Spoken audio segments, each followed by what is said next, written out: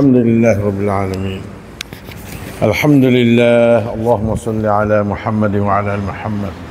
يقول الله سبحانه وتعالى: أعوذ بالله من الشيطان الرجيم.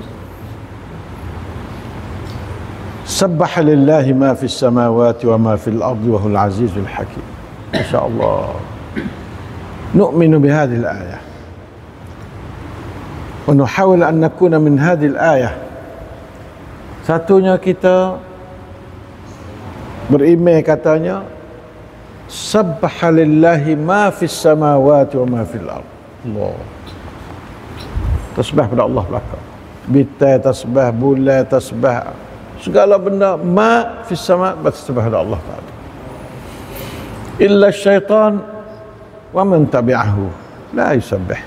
Syaitan dengan orang yang turut syaitan. Buat kita beramal turut syaitan ni, tak saya tasbih. Saya tasbih. Nah, Nabi tasbih, kita tak. Subhanallah bihamdih 33 kali juga pagi lepas sembahyang. Tasbih. Allah Taala suruh tiga, satunya sabbaha PMRD, duanya sabbihisma rabbikal a'la, tiganya yusabbihu lahu ma fis samawati wa ma. Tiga PMRD, PM Darik, PM Amal. Lepas tu mari yang masdar, subhanallazi asra bi'abdihi lailan minal masjidil haram ila al masjidil aqsa alladhi barakna hawla. Pak bahasa Tuhan. Royak katanya segala perkara dalam dunia, dalam bumi, dalam langit tasbih pada Allah. Ulatlah dah batu, semua batu tasbih pada Allah, batu. Alhamdulillah, sebab semua tu khalqillah.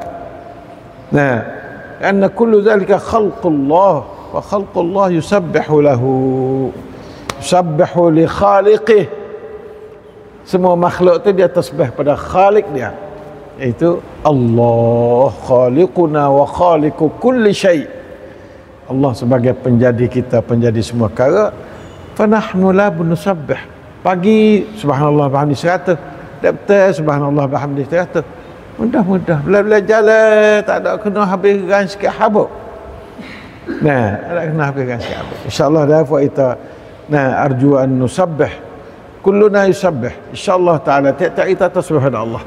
Sebab kita ma fis samawati wa nahnu dimna ma fis samawati wal ard wa ma bainahuma. Nah, insyaAllah mudah-mudahan kita jangan lupa tasbih pada Allah Ta'ala. Nah, Allah Ta'ala suka pada orang yang tasbih. Nah, tengok Nabi Yunus bin Matta. Yunus masuk dalam perut ikan. Laula yusabbihun, kerana dia tasbih banyak dulu, perut ikan pun hai okap pada dia hidup dalam perut ikan, semaya dalam perut ikan. Sebab dia tasbih pada Allah banyak. Kita sepatutnya kita tasbih pada Allah Taala banyak-banyak. Allah Taala beri banyak okap kepada kesenangan dalam hidup.